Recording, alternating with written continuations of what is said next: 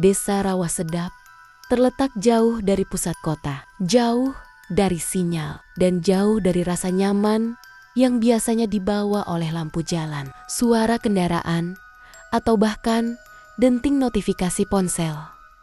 Namun, tempat itulah yang dipilih oleh 6 anak muda untuk memulai proyek dokumenter mereka. Mereka menamakan channel Naya Tapak Mistis, sebuah konten dokumenter horor yang ingin menggali cerita rakyat langsung dari akar terdalamnya. Rombongan itu terdiri dari 6 orang. Jaka yang memimpin produksi, Dito, juru kamera, Farhan, spesialis audio, Andin dan Rani, pemandu wawancara, dan 1 editor sekaligus penulis naskah yang lebih banyak diam, tapi selalu mencatat namanya, hanya dikenal sebagai si penulis.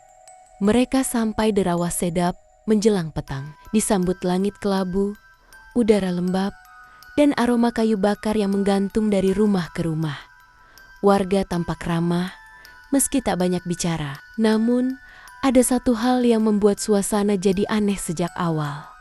Salah satu warga, seorang perempuan tua, duduk di depan bali bambu, menatap mereka dengan mata sayu, dan suara parau berkata, "Jangan mandi tengah malam.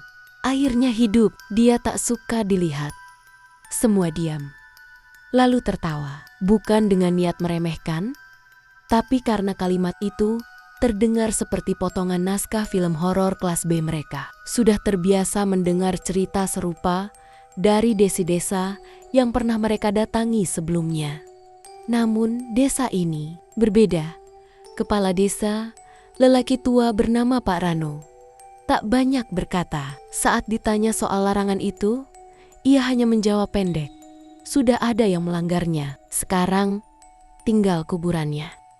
Malam pertama mereka menginap di rumah kayu sederhana milik warga. Rumah itu memiliki kamar mandi luar yang letaknya sedikit terpencil, berada di balik pohon pisang besar, berdinding seng dan kayu lapuk, dengan 1 gentong air tanah liat di dalamnya. Farhan yang dikenal paling suka menggoda dan meremehkan hal-hal mistis bahkan sempat bercanda sambil menunjuk ke kamar mandi itu. "Kalau gue mandi jam 0:01, itu udah lewat tengah malam kan? Aman dong." Mereka tertawa bersama. Terlalu cepat. Pukul 00,37. Suara air terdengar dari kamar mandi. Luar, krik, daun pintu kayu dibuka. Langkah kaki menghantam tanah. Lembab, air gayung mengguyur keras ke lantai semen. Yang lain tertidur. Tapi suara itu nyata, sangat nyata. Pagi harinya, mereka semua berkumpul di ruang tengah. Hanya 1 orang yang belum keluar kamar, Farhan. Mereka menunggu 15 menit, 30 menit, hingga akhirnya Jaka memutuskan untuk mengetuk pintu. Tak ada jawaban. Ketukan menjadi gedoran. Gedoran berubah menjadi dorongan paksa. Pintu terbuka. Tak ada siapa-siapa di dalam. Kasur masih rapi, bantal dingin, tidak ada jejak kepergian. Hanya satu hal yang membuat semuanya membeku. Di atas bantal, ada 1 helai daun pisang yang masih basah. Dan di atasnya, helaian rambut manusia, lembab, hitam panjang, bukan milik Farhan, bukan milik siapapun dari mereka. Tidak ada yang bicara saat Jaka memegang helaian rambut itu dengan ujung jemarinya yang gemetar. Andin menahan napas. Rani mundur 2 langkah. Dito bahkan melempar pandang ke sudut-sudut kamar, seolah berharap Farhan hanya bersembunyi sambil menertawakan mereka. Tapi tidak ada tawa, tidak ada suara, dan tak ada jejak kaki yang menuju keluar. "Dia nggak mungkin keluar tanpa kita tahu," kata Dito pelan. "Semalam aku tidur di ruang tengah. Kalau dia jalan keluar, aku pasti dengar." Mereka memeriksa semua sudut rumah, dapur, bawah tempat tidur, hingga bagian belakang rumah yang langsung berbatasan dengan kebun pisang. Tapi tak ada tanda-tanda Farhan, tidak juga perlengkapan syutingnya. Namun gentong air di kamar mandi luar masih basah. Terlalu basah untuk jam 7 pagi. Jaka memutuskan untuk meminta bantuan warga. Tapi saat dia mendatangi rumah Pak Rano, kepala desa itu hanya menatapnya dengan mata kosong. Lalu berkata, "Jangan cari orang yang sudah diambil air. Kalian lebih baik pergi sekarang." Mereka menolak. Farhan bukan sekadar kru, dia sahabat. Dan mereka tidak percaya mitos. Hari itu, mereka menyisir area kebun di belakang rumah. Di antara pepohonan yang tumbuh liar dan ilalang tinggi, mereka menemukan satu hal yang mengganggu. Jejak kaki. Satu pasang, telanjang, basah, menuju arah sungai kecil di belakang desa. Tapi berhenti di tengah jalan, seolah pemiliknya menghilang begitu saja di udara. Rani mulai menangis. Andin mencoba menenangkannya. Sementara Jaka, dengan tangan masih menggenggam kamera, menoleh ke arah penulis yang dari tadi diam. "Lu udah nulis ini di naskah belum?" tanya Jaka. Si penulis hanya mengangguk pelan. "Tapi ini bukan bagian dari cerita dokumenter kita," katanya. Kemudian dia menambahkan satu kalimat. "Ini belum pernah ditulis." Malam kedua datang, tapi tidak ada yang bisa tidur. Andin mendengar sesuatu dari luar. Suara air ditimba. Kres, glek, seperti gayung dituangkan ke tanah. Rani mengintip dari celah jendela, tapi tak ada siapa-siapa. Hanya kamar mandi luar yang pintunya perlahan terbuka. Kayunya berderit. Dan dari dalam terdengar suara lirih. Lirih tapi jelas. Suara Farhan.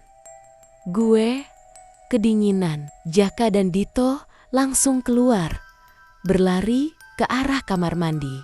Mereka buka pintunya kosong. Gentong air terisi penuh. Tapi air di dalamnya berputar pelan, melingkar seolah ada sesuatu yang baru saja masuk atau keluar. Tapi sebelum mereka sempat mengatakan apa-apa, tiba-tiba dari atas pohon pisang terdengar suara. Tawa kecil, tawa perempuan, halus tapi dingin seperti malam yang menggigil. Dan dari kegelapan, sesuatu bergerak. Rambut panjang, hitam, basah. Angin berhenti bergerak malam itu. Daun-daun pisang diam tak bersuara, tapi mereka semua mendengarnya.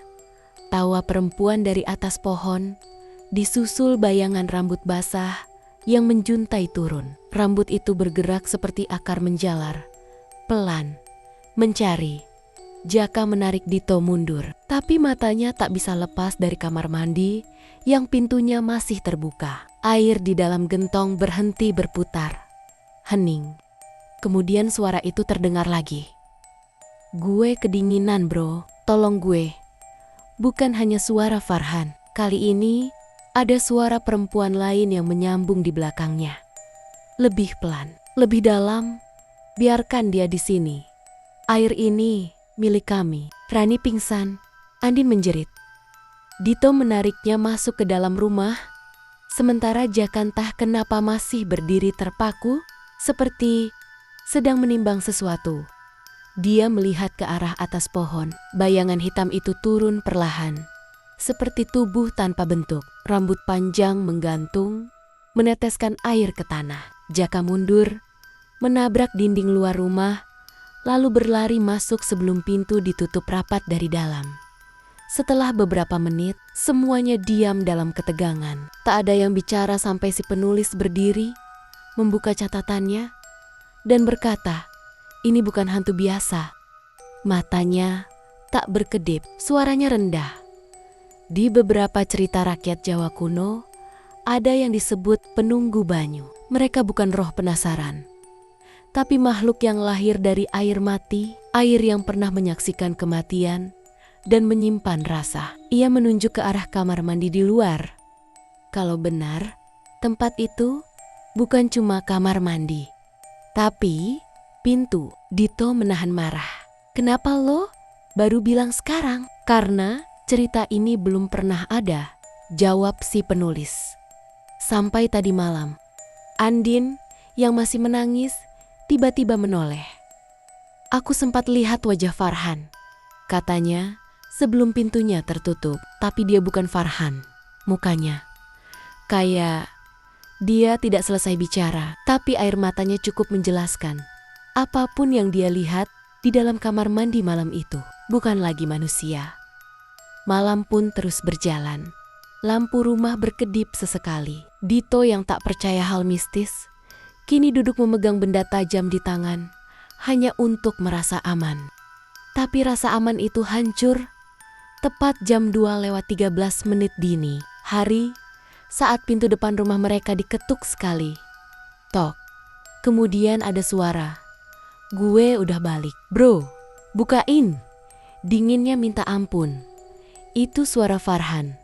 Jelas, lantang. Tapi mereka semua tahu Farhan tidak pernah keluar dari kamar. Dan yang berdiri di balik pintu itu bukan temannya. Pukul 02:13 dini hari, seluruh ruangan membeku saat suara itu terdengar dari balik pintu. "Gue udah balik." "Bro, bukain." Dinginnya minta ampun. Suara Farhan, nada, intonasi, dan cara bicaranya persis. Tapi tak satu pun dari mereka bergerak. Dito menggenggam pisau kecil makin erat. Rani memeluk lututnya di sudut ruangan. Andin menutup telinga. Sementara Jaka menatap pintu, seperti sedang bertarung dengan dirinya sendiri. Satu ketukan lagi. Tok, kali ini lebih pelan, seolah tangan di luar sana tahu mereka mendengar dan sedang menunggu mereka untuk percaya. "Lo nggak percaya gue, Jaka? Gue beneran kedinginan anjir." Lalu suara itu berubah. "Kalian mau ngebiarin gue di luar?" Yah, nada lembut itu berubah menjadi getir, lalu dingin, lalu marah. Dari luar terdengar suara kaki melangkah, tidak menjauh, tapi memutari rumah. Perlahan, langkah itu berhenti tepat di jendela. Rani menjerit saat melihat bayangan. Bukan wajah Farhan, tapi wajah hitam legam dengan mata kosong mengintip dari luar. Rambutnya menempel di kaca jendela, basah, seperti baru ditarik dari dalam sumur. Jaka langsung menutup tirai jendela. Dito berteriak, "Itu bukan Farhan!" Seketika itu juga, lampu padam, gelap gulita. Hanya suara napas dan degup jantung yang terdengar di dalam ruangan. Kemudian ada suara dari kamar mandi luar. Plung, seperti sesuatu dilempar ke dalam air. Si penulis membuka buku catatannya. Tangannya gemetar. Tapi ia menulis. Andin mendekat dan bertanya, "Apa yang lo catat?" Dia menjawab tanpa menoleh. "Jumlah suara air." Andin bingung. Tapi si penulis melanjutkan. "Pelan.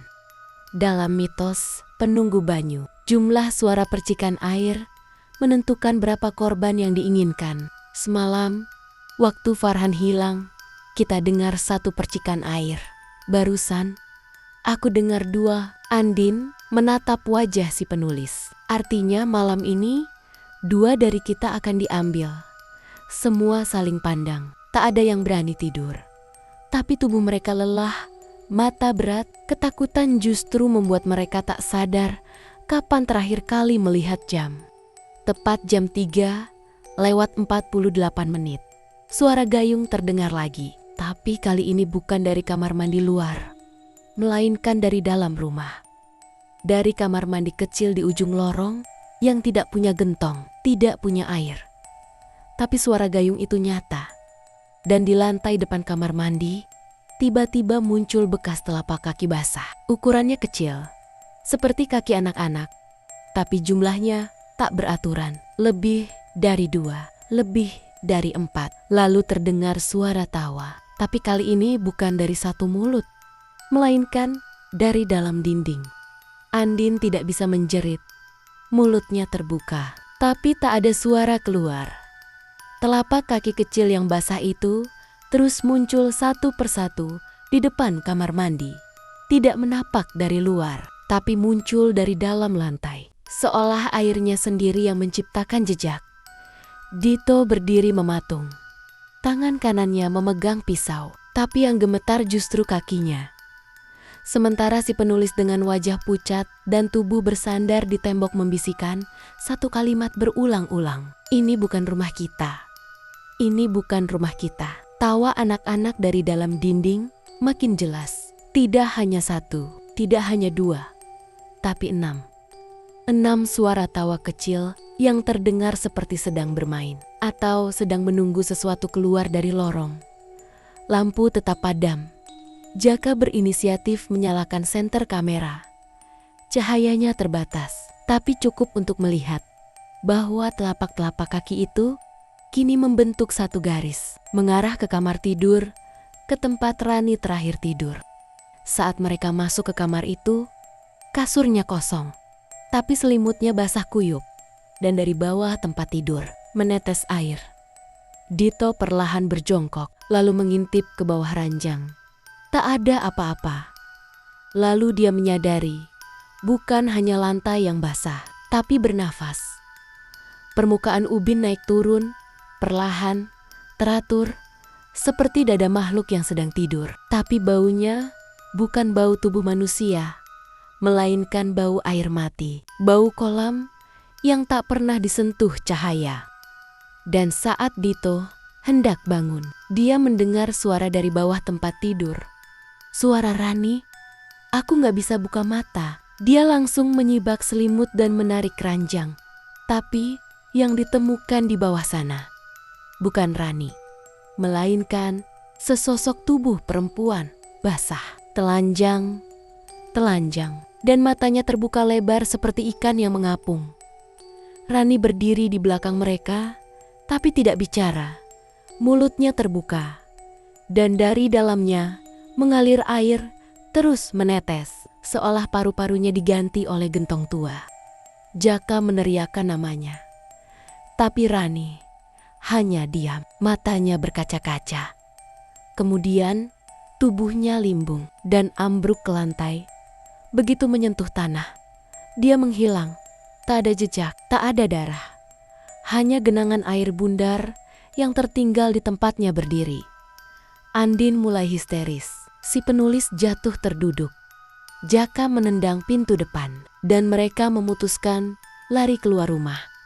Tapi malam di desa Rawa Sedap tidak pernah benar-benar gelap. Di luar mereka melihat orang-orang berdiri.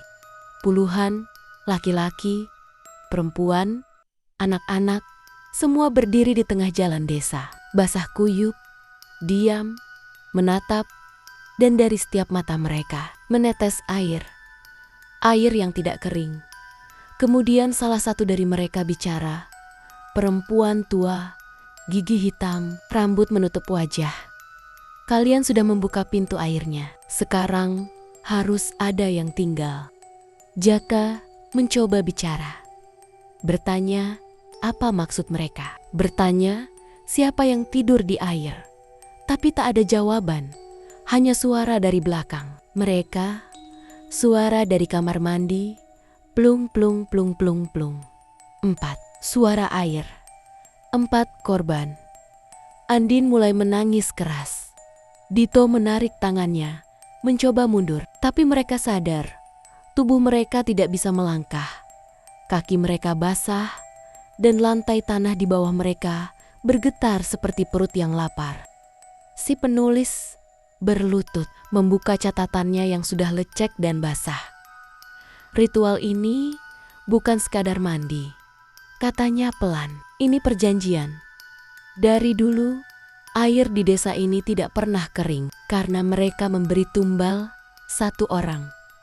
Setiap bulan mati keempat." Andin gemetar. "Kenapa kita?" Si penulis menunjuk rumah yang mereka sewa. "Karena kalian mandi di sana tepat tengah malam." Dan tertawa. Tawa adalah panggilan.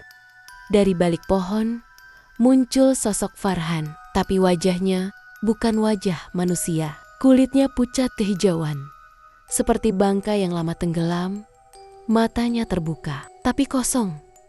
Air terus menetes dari sela giginya. Dia menunjuk ke arah kamar mandi. "Kita nggak bisa semua pergi." Mereka semua terdiam. Lalu Jaka melangkah maju. "Gue yang tinggal." Semua menoleh, tapi tatapan Jaka sudah dalam. Menerima, kalau ada yang harus bayar ini semua, biar gue. Andin memeluknya. Dito marah, tapi waktu tidak memberi mereka ruang. Air mulai keluar dari dalam tanah, menenggelamkan kaki mereka. Naik perlahan ke lutut, lalu ke paha. Jaka berjalan masuk ke dalam kamar mandi. Di depan pintu, dia menoleh sekali, tersenyum, lalu menutup pintu dari dalam. Dan saat gayung terakhir terdengar, semua air berhenti. Warga desa satu persatu memalingkan wajah, perlahan menghilang di balik kabut. Pagi tiba, matahari muncul. Rumah itu kering kembali, tapi Jaka tidak pernah keluar. Dito, Andin, dan si penulis pergi meninggalkan desa pagi itu juga. Tak ada yang bicara sepanjang jalan pulang, tak ada yang menoleh ke belakang. Beberapa minggu kemudian, seorang penjelajah urban legend mengunjungi desa Rawasedap. Dia ingin merekam kamar mandi yang viral itu. Dia masuk malam hari, sendirian, membawa kamera. Video terakhir yang ditemukan hanya 1 frame. Rekaman berdurasi 7 detik. Air di dalam gentong. Dan bayangan seseorang berdiri di langit-langit dengan rambut menggantung ke bawah, wajahnya membalik dan tersenyum ke arah kamera.